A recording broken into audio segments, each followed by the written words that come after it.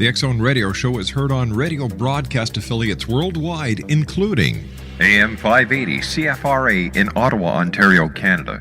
WPUL AM 1590 in Daytona Beach, Florida. KOHI AM 1610 in St. Helens, Oregon.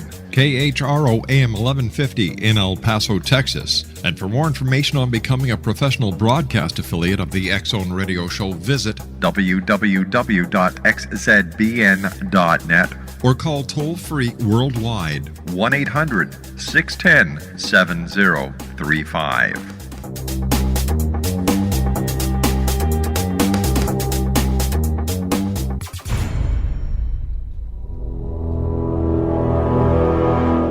The X Zone radio and TV show is largely an opinion talk show. All opinions, comments, or statements of fact expressed by Rob McConnell's guests are strictly their own and are not to be construed as those of the X Zone radio and TV show or in any manner endorsed by Rob McConnell, Relmar McConnell Media Company, Talkstar Radio Network, its affiliated stations, or employees.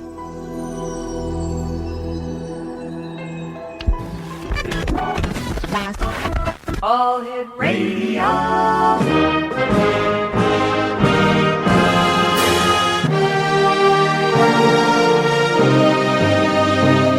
Welcome to the X Zone, a place where fact is fiction and fiction is reality. Now, here's your host, Rob McConnell. The wind seems to violently blow as I see the shadows of the trees dancing in the moonlight. In the reflection of the pond, the moon seems to glow. The illumination of the moon seems very bright. Listen. Quiet. You can hear them sing. The creatures of the night singing their hideous song. The silence of the night, their voices sting. They sing their song in unison, as if to a choir they belong. The song they sing, you would think they are sad, but you must understand why they sing, trying to say in their existence they are glad. Creatures of the night, to your song forever cling. You make the darkness of the night seem alive, each of you singing in your own different way. Oh, the song of the night, of this, please, of me, never deprive. It's like I understand everything they say. I love these sounds as they echo in the air. Listening to them, I feel no fear or fright. My dear friends sound as if they haven't a care. For this I know, because I too am a creature of the night. Creatures of the Night is by my guest this hour, Lanaia Lee. Now, Lanaia was born in 1957 to a Navy father and schoolteacher mother who homeschooled Lanaia. When she was 9 years old, her mother died from a massive stroke. Because her father was rarely home, her grandmother, a professed black witch, gained custody. When Lanaia was 14, her foster parents, her grandmother abandoned her, and she landed in foster care, where she had 4 sets of foster parents within a year. At age 15, she went to boarding school on her dad's GI Bill. She graduated in her junior year after which she drifted, living with various people, but without a family or a home. At 18, she married, suffered 3 miscarriages, and divorced. By 19, she had begun working in management for convenience stores and restaurant chains. She remarried at 30 and had a stillborn daughter the following year. 5 years later, her husband left her for a 17-year-old. She filed bankruptcy, and 1 month later, suffered a massive stroke, after which she spent 7 months in hospital and remains in a wheelchair today. Exonation, for the next 2 years, she underwent intensive physical therapy, but she would never walk again. She found work at a vocational trade school to help with her rehabilitation and met her soulmate, David, also in a wheelchair from a motorcycle wreck he sustained in 1984. They had been married since 1992, Exonation. They too lost 2 children due to her disease, erratic hypertension. She and her husband live independently, and she still drives. In 2001, David dared to write her a poem. Out of curiosity, she posted it online in a poetry forum. The feedback was so positive, she kept writing. At first, she just wrote poems, then short stories, and finally, novels. All of her work is typed with one hand because of her disability. Lanaia gives credit to the grace of God, which has helped her overcome immense adversity, and she claims she won't quit until she hits the bestseller list. When I come back from this 2-minute commercial break, my very special guest this hour, Exonation, Lanaia Lee. My name is Rob McConnell. This is the X-Zone, and I will be back on the other side of this break with Lanaia Lee in 2 minutes. Don't go away.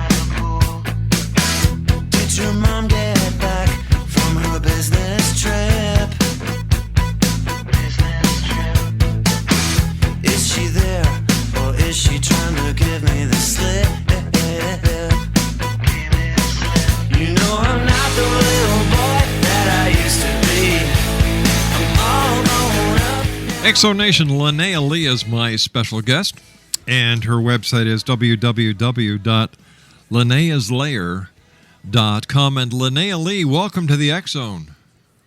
Hi. Hi, Lanaia Lee, you have... all I can say is how have you been able to carry through with everything on a daily basis with what you've gone through in life already, sweetie? Well, being a Taurus helps. You're determined. And I am very determined, very determined. I won't let fate overcome me.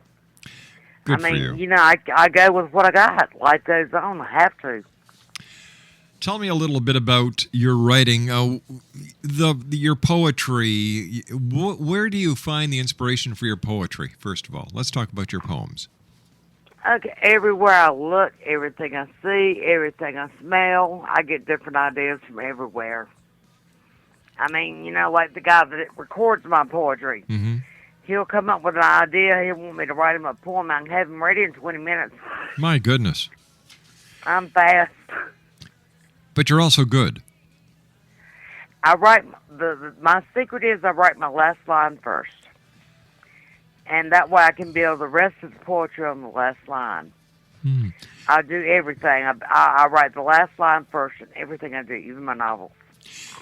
Tell me, when you were a little girl growing up, did you enjoy writing? Were you an aspiring poet way back then? No. No? No. I entered a contest when I was 11.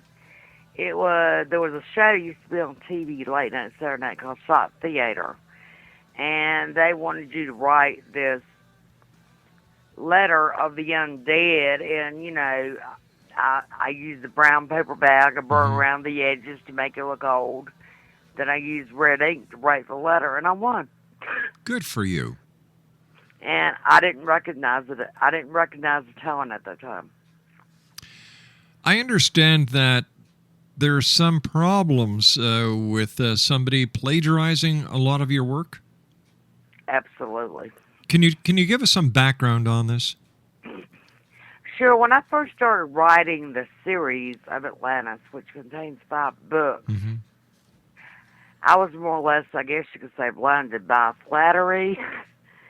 This bogus lit agent, his name is Christopher Hill. There's even a Yahoo group called Beyond Hill, that there are 50 members of people that he tried to, mess up. And he was in Scotland, so I hired him as a ghostwriter, which a lot of authors do, because I felt my first book of Atlantis, I wanted to use the old King's English.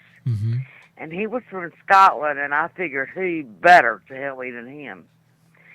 He helped me all right. He plagiarized the work of David Gemmell called Dark Prince. The whole prologue of Atlantis to begin with was the plagiarized chapter 1 of Dark Prince, which I did not know because I am American. I have no idea who David Gemmell was until this took place.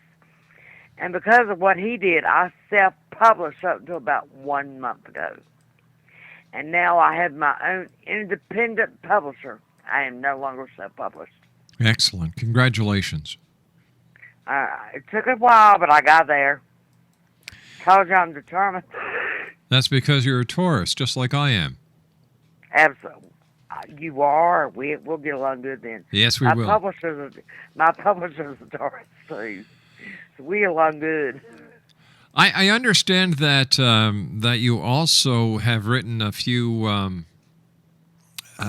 short stories. Can you tell us about the short stories you've written? Well, they were just like my little thing going from poetry to a novel. Because, in a novel, I was going to have to write, like stories. So my first novel was called Chamber of Time, which a friend of mine is a self-publisher, and she loves the book. And I look at it as like, it's like a whole work of short stories. I think I got 42 chapters in the book. Holy cow. But they're numbered. It's like case number 1, number 2, number 3. And it's going to be published along about November. All right, now tell me about your novel. I believe it's called Skulls of Salvation. That's the old one. It's the second one of Atlantis. There's 3 more waiting in the wings to come out. And it's all about the Mayan doomsday prophecy and the crystal skulls of belief. Tell me, what's your opinion on the Mayan prophecy? Do you think the world is going to end on December the 21st, 2012? I don't know if the world will end or not, but there's going to be something that happens because the galactic alignment that they refer to is backed up by NASA. It is going to happen. But so who knows? But galactic lineups, that really, they've been happening throughout time, and the Earth has gone through them before.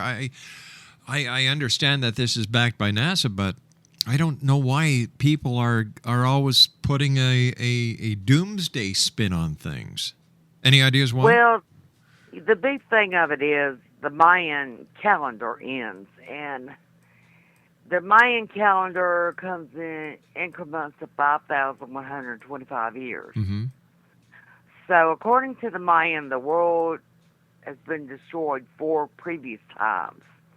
And each time the world was destroyed, it was the end of a calendar, or cycle, as they call it. Well, December 21st, 2012 is the end of the 5th cycle. That's where it comes from. I mean, I don't know what's going to happen, but I do believe there's going to be something that happens. Well, if anything, the Mayan calendar certainly has brought to the attention of the population of the world that we are living on a very fragile ecosystem, a very fragile planet that we have taken advantage of for so long. And I believe that it's brought an awareness that we would not have had otherwise. And it's nice to see people trying to make a change. But they hadn't changed yet, and I think it's too late. I really do. Because if you think about it, our ozone layer has a hole in it. Okay, the alignment I'm referring to is the Milky Way, the Sun, and the Earth in total trajectory. Yeah. The middle of the Milky Way is thought to be the center of our universe. It is also thought to be a black hole, immense gravitational pull because of it being so unstable. Nobody knows how powerful that pull is. What if the solar poles of the sun shift, or causes a solar burst? But our hole has an ozone layer in it. Ozone layer. Our ozone layer has a hole in it. So we'll get something. Nothing else but the hole. But if it's a gamma ray burst, you might as well hang it up. Because the particles that are emitted before the burst would totally eat away our ozone layer, and we would be at the mercy of the gamma ray. And I don't know what's going to happen. I mean, you know, when I was writing my book, I understood it could go either one or two ways, destruction or an awakening. Mm-hmm. If there's an awakening, that's already started happening, gosh, 10, 20 years ago. Look at the ghost hunters and stuff out there now, people trying to get in touch with their spirituality. And maybe that's it. Who knows? Yeah. Well, we're going to find out very shortly, aren't we? Tell me. And there's a lot of, you know, controversy over whether it's going to have midnight the day of, midnight the day after. It's going to happen at sunrise. Because you think about Stonehenge, you think about pyramids of Egypt, think about the pyramids in Central America. The winter equinox, all those things are a play on lakes. It's going to happen at sunrise. I mean, that's what I think after all the research I've done. What happens if nothing happens? Then we'll see December 22nd. And hopefully it will have, you know, really scared enough people that people will take it seriously, and there will be some massive changes in our society. That would be nice as far now, as the wouldn't way it? we treat the earth and stuff. As well as the way we treat each other. Yeah. We lost the meaning of humanity about 1,000 years ago during the Dark Ages. And it's been going on ever since. It keeps getting worse and worse and worse. I understand that you can only type with one hand, Lanaia. How hard was it for you to do your novel? Not hard at all. Really? It's like when I'm writing, I'm channeling. I'm not even aware I'm typing with one hand. It's like I go into a trance or something. Mm-hmm. And my husband he has to call me 5 or 6 times if I'm writing before I answer. Because I'm not paying him any mind. I don't know what's going on around me. When I write, I'm in the book. I'm seeing the book. I'm seeing my characters. Everything plays out in my mind like a movie. Wow. How long did it take you to write your book? Well, let's see here. I started writing 2002. Right now I've got out 3 anthologies, a dark poetry CD, and I've got 6 novels ready to go, which 2 are out. And 3 more will be released before the end of the year. You're one busy lady. That's all I have to say. Writing is an obsession. I mean, it's a passion. All right, you and I have to take a commercial break. Please stand by, Lanaia. It's great talking to you. Congratulations on all your successes. My name's Rob McConnell. This is the X Zone. Lanaia Lee and I will be back on the other side of this commercial break. Don't go away.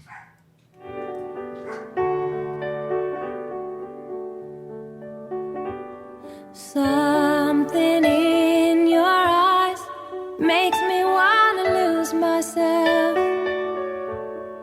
Makes me want to lose myself.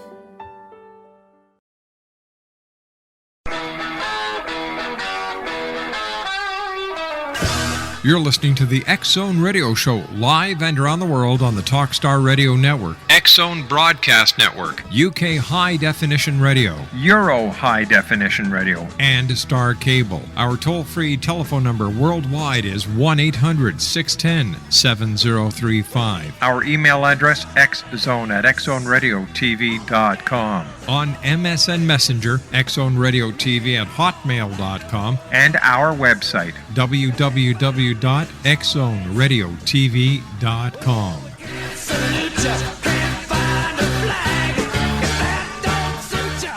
I love this big old, and you bought it for me. You know I am obsessed with antiques and things associated with history. In old places like this, I always wonder about the owners that went before me.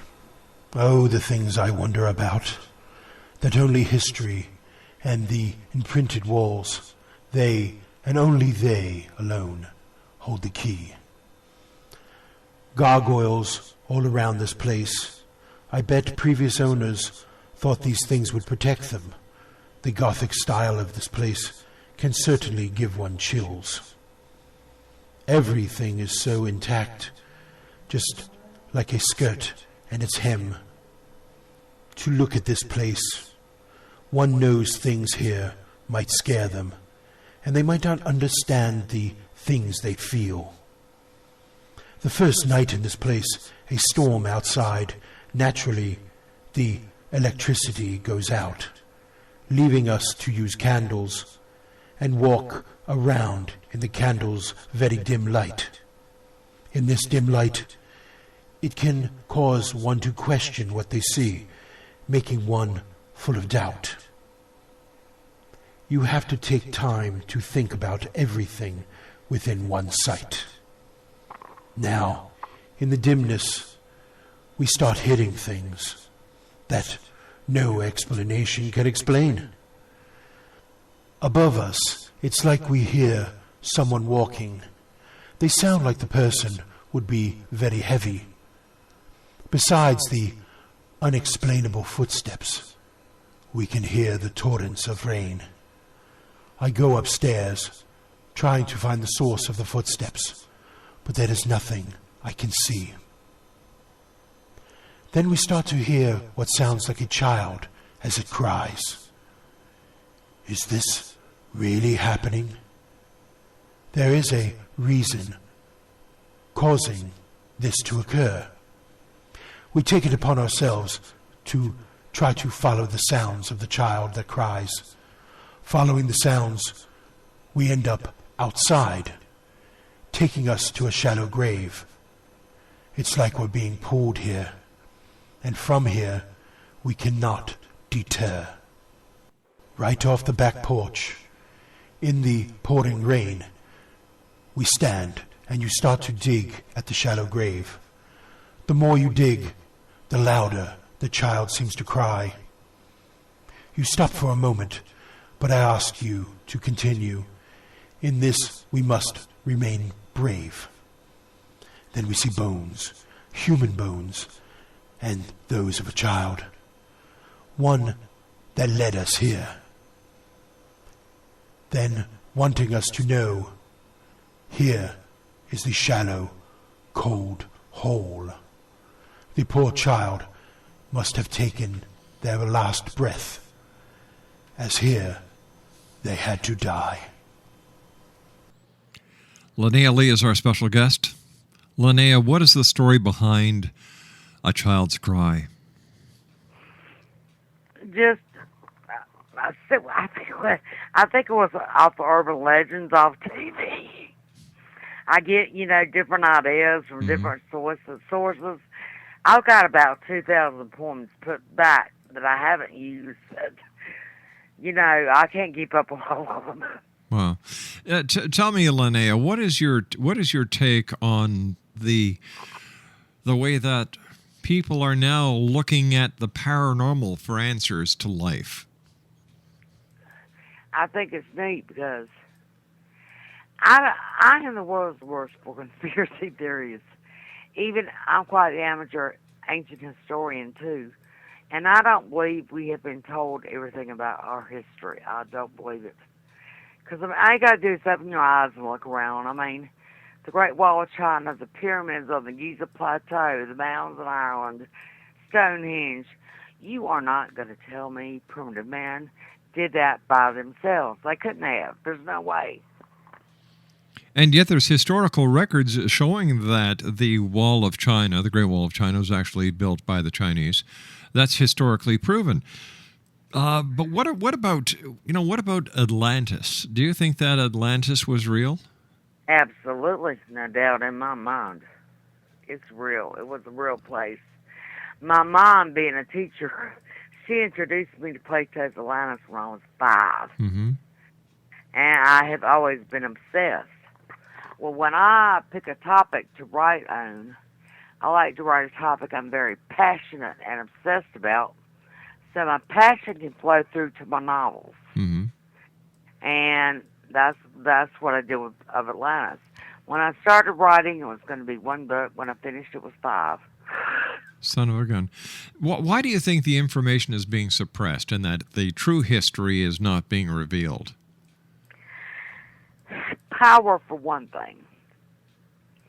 Because, just like, look at the Vatican and the bad rap they gave to Mary Magdalene when what's his name? Oh, who was it? He was the guy that brought Christianity to Rome. Who was he? Constantine. Mm-hmm. When he went to pick the books of the Bible, he and this Council of Nicaea is what they were called. They picked the books to go in the Bible. They were picked by man. They weren't picked by God. How different do you think the Bible really is compared to the Bible that we have now? Quite a bit. Because, I'm more up on my New Testament than Old. Mm-hmm. In the New Testament, they tried to say Jesus just as a divine, that he was divine.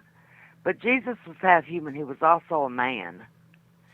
And according to Jewish law, he didn't start his ministry till he was 30, according to the Bible. And Jewish law, he would have been obligated to marry and procreate. And why couldn't he have been a man and still been divine, too? I haven't been able to figure that one out myself. I mean, it's like the people that picked out, the books of the Bible, mm-hmm. Everything had to be, it's all right to be spiritual. That's fine. To give all the facts. I mean, he was a man also. In your opinion, what is the biggest mistake in our history? The Knights Templar. Were they good guys or were they bad guys? Oh, yes. Wait till you hear this one. Yes, they were good. And they were scourged. They were tortured. They were burned at the stake. Last year, they found a 700-year-old document in the Vatican Library that pardoned the Knights Templars. Now, that made me mad. I'm going to write a book later on down the line called Memoirs of a Templar. I've got to, because that made me mad. So, how do you think history should read? If you had the ability to rewrite history based on what you believe and based on what you know, how would history read? Where would the biggest changes in history be? All along the way. Because I honestly believe this to my very core, that we have brethren from elsewhere, either another dimension, another plane, another planet. Who knows? But I believe there's more out there than what we know. Have you ever seen a UFO? Yes, I have. Just flying across the sky, no sound, a blinking light, and it wasn't a plane. Because I know what a plane looks like. And it wasn't a plane. I have no idea. But, I mean, things are happening now that, like I read this morning on the computer where the borealis, how do you put it, the lights in the sky. The northern lights, yeah. They're farther south than they have ever been. So this earth is going through some kind of change. And that's like down here in North Carolina during our summers. 80, 85, that's our normal temperature. Today we're looking at 110. My heavens. I mean, in wintertime, when I was growing up, it would snow 6, 7 times a year. Now we're too good to get one. So, yes, this earth is changing. Whether anybody wants to admit it or not, it is changing. So what do you attribute these changes to? What do you think is causing these changes? Global warming is a big part of it. I agree with that. And I think we're getting ready to go through another cycle, as the Mayans did, as they predicted, because even in ancient Egypt, there is an ancient record of the earth going through all these climate changes about God. 50,000 years ago, 25,000 years ago, something like that. But it's happened before, and it will happen again. Exonation, Lanaia Lee is our special guest of this hour. Her website is www.lanaiaslayer.com. What do you believe is the hardest part of becoming an author? Getting faith in your work. The faith in yourself. To me, that was the hardest thing to do. Because, I sit back here and, I don't have to self-publish any longer. I've got my own publisher now. And, me, we're talking about me. It's kind of hard to swallow, But once you get that faith, why lie about it? I can write. I know I can write. Because anybody that's read any of my books, I always give rave reviews. Like, my publicist has a friend that's a movie critic. Mm-hmm. She read the first book of Atlantis, and she surmised it in 4 words. Page to screen recommendation. That was good enough for me. You said that you and James Cameron had a lot in common before we went on air. Yes. Tell me about that. Yes. Well, everything he touches is gold. That's what I like it for. And he has an imagination, a vivid imagination, just like I do. Mm-hmm. He's into fantasy, just like I am. He's into Titanic, just like I am. He loves to write, just like I do. He likes biblical archaeology because he did a special on the History Channel. It was called Decoding the Exodus. He did with Simcha Yakubovich. He's a Canadian biblical archaeologist. Excellent. I've got it taped, and I dared my husband to erase it. Because, really, I think if Cameron got a hold of my work, I think, between me and him, I think it'd be great. What does your husband think about you being an author and starting to receive the recognition and the accolades that you are? I couldn't ask for any better support than my husband. He's been with me when I wasn't, anything, and now that I'm starting to blossom a little bit, he's still beside me. Isn't that wonderful? So I want to go all the way with him. Tell me about the audio work that you do. Who's the voice behind your poetry? Oh, well, his name is Victor Rossetti. We met when I first started writing. He liked my work, so he recorded a few, and we didn't even think about doing a CD until last December. And, that's what he does. He just does, like, voiceovers and stuff. He's great. And he has a website, Dragon Lair Studios. And, he's like me. He's along with me for the ride. Because if I go, he's coming with me. He's my narrator. Tell me, what are your plans for the future, Lanaia? Well, of Atlantis, all 5 books are going to be out. And my new novel, which is called Prey of the Scavenger, It's about a serial killer that is a hoodoo practitioner. Have you seen the movie Shutter Island? No, I haven't. You remember the movie The Sixth Sense? Yes. The twist at the end? Well, The Sixth Sense and Shutter Island both kind of unfold like my novel. You don't know really what's going on until the very, very end. The twists at the end are magnificent. The publisher that adopted me, Mm-hmm. I just sent her my, Prayer of the Scavenger just to look over and give me her opinion. Yeah. She made it to chapter 5, and she said she wanted me. Excellent. And all the work I've done that she's read, she loves it. Lanaia, stand by. You and I have to take our final break. Exo Nation, Lanaia Lee is our special guest. Her website is lanaiaslayer.com, and we'll be back on the other side of this commercial break with our wrap-up for tonight here in the X Zone. 1-800-610-7035 is our worldwide toll-free number.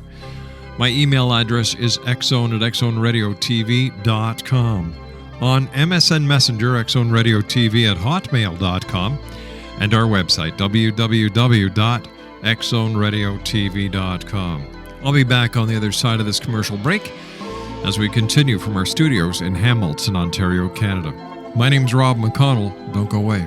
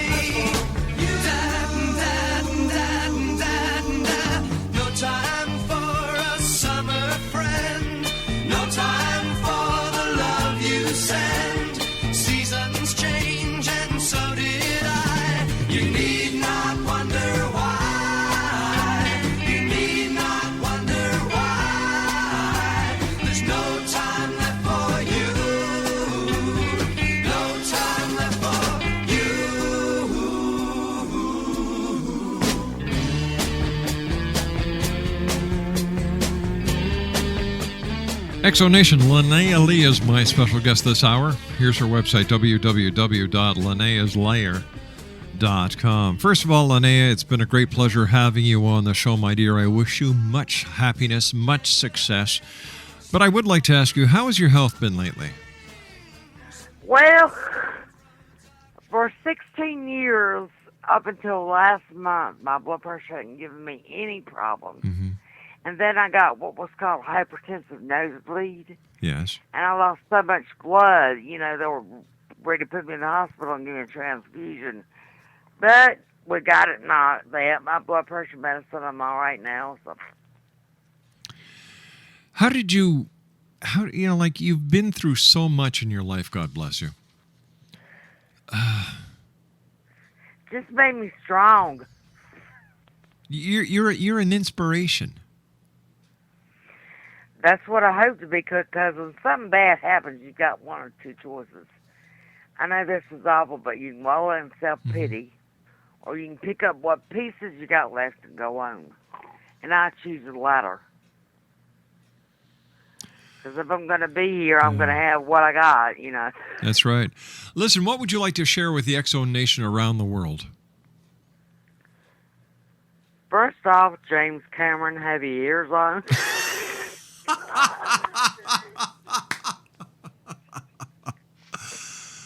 All right, Jim, if you're listening, get a hold of me later. You know how.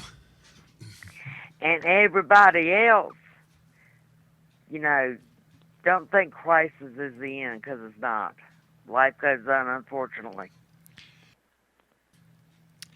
I have to ask you this question. When you are dealing with a writer's block, and I know all you authors get them, what is the technique you use to blast that writer's block away and get back in the swing of things? Well, Rob, I'm going to be honest. I've never had writer's block. Oh, Lord. Never, ever, Really? ever. Let our listeners know how they can find you and where they can get copies of your books, my dear. Go to my website, www.lanaiaslayer.com. Go to the home page. Everything is there. Or go to Amazon, and all my work's on Amazon. Lanaia, I want to wish you the very best. Please give my best to your husband, Wayne, and I look forward to talking to you in the future, and if James Cameron calls, I'll give him your contact information. Please do. Please do. Take care, Lanaia. It's been a pleasure talking to you, dear. Thank you. Bye-bye now. Bye-bye.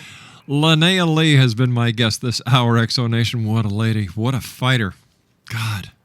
She should bottle her energy and, well, I think she's doing that in her book. Once again, her website, lanaiaslayer.com. Well, that's it for tonight. I'll be back tomorrow night at 10 o'clock as once again we cross the time-space continuum to this place that I call the X-Zone. So until tomorrow night, X-Zone Nation, if you have a child at home, give them a hug, give them a kiss, let them know they're loved because the children of today are the leaders of tomorrow. And, you know, our children mimic what they see. Love. That is what this world needs. So until tomorrow night, remember, always keep your eyes to the sky and your heart to the light. Good night, everyone. You don't have to go home, but you can't stay.